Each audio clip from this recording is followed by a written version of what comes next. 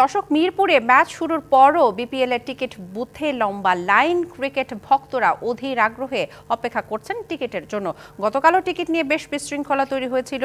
এই মুহূর্তে মিরপুরে আছেন সহকর্মী শাহান পাপন, আমরা সরাসরি কথা বলবো তার সাথে। পাপন, গতকাল তো মিরপুরে বিপিএল এর টিকিট কাউন্টারে অগ্নিসংযোগ সহ ভাঙচুর সহ বেশ কিছু ঘটনা ঘটেছে। এখন পরিস্থিতি কি দেখছেন জানাবেন। আসলে আজকে আমরা যে পরিস্থিতিটা দেখতে পেলাম, যে বুথটা করা হয়েছিল সুইমিং ফেডারেশন কমপ্লেক্সের ওই পাশে, ঠিক সেখানে কিন্তু আজকে নিরাপত্তার কড়াকড়ি, এবং আমরা যথেষ্ট নিরাপত্তা কর্মীদের দেখতে পেয়েছি যে তারা আসলে কর্ডন করে রেখেছে এলাকা জুড়ে। সবচেয়ে মজার ব্যাপার হলো দুপুরে 1টা নাগাদ সেখানে ঘোষণা করা হয় টিকিট রয়েছে। সেই 900 টিকিট আবার উচ্চ মূল্যের 2300 এবং 3000 টাকা মূল্যের, অর্থাৎ সর্বনিম্ন যে মূল্যের টিকিটটা রয়েছিল সেই টিকিটটা সোল্ড আউট হয়ে গেছে অনেক আগে। তখনও কিন্তু হাজার দশেক দর্শক মিরপুর 10 নম্বর গোল চত্বর থেকে শুরু করে বিসিবির 4 নম্বর গেট পর্যন্ত, স্টেডিয়ামের 4 নম্বর গেট পর্যন্ত তারা সারিবদ্ধভাবে দাঁড়িয়েছিল।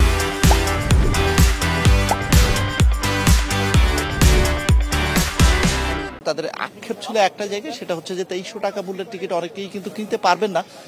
পরেও লাইন আছেন, কেন দাঁড়িয়ে আছেন তারা নিজেরাও জানেন। আমরা তাদের সাথে কথা বলছিলাম, তারা কেউ ঢাকার বাইরে, ঢাকা জেলার বাইরে থেকে এসেছে, কেউ গাজীপুর থেকে এসে, ঢাকা শহরের ভেতর থেকে অনেকে এসেছে। গ্রেফতার করতেও দেখেছে, আটক করতেও দেখেছে।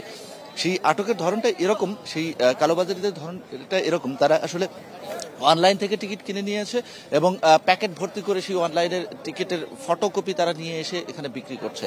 কথা হচ্ছে, এই কালোবাজারিদের যদি আসলে নিরস্ত করা যায়, তাদের যদি রোধ করা যায়, তাহলে কিন্তু অনেক অংশেই ভবিষ্যতে আসলে এই ধরনের কালোবাজারি করতে তারা নিরুৎসাহিত হবে। কেননা অনলাইন থেকে টিকিট কিনে কালোবাজারি করে বিক্রি করতে চাইলে সেই অবিকৃত টিকিটগুলো কিন্তু আর ফেরত দেওয়ার কোনো সুযোগ থাকে না। সুতরাং এই ব্যাপারে যদি আসলে ব্যবস্থা নেওয়া যায়, তাহলে কিন্তু কালোবাজারিদের ধরা তো অনেকটাই কমে আসবে। দিশা। পাপন, ধন্যবাদ আপনাকে।